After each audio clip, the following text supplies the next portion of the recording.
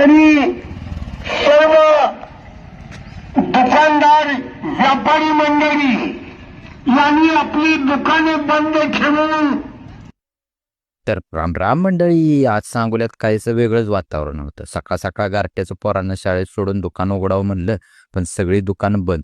वंदे मातरम चौकात गेलो तर रिक्षावाल्यानं सांगितलं आंदोलन चाललंय म्हणून दुकानं बंद आहेत.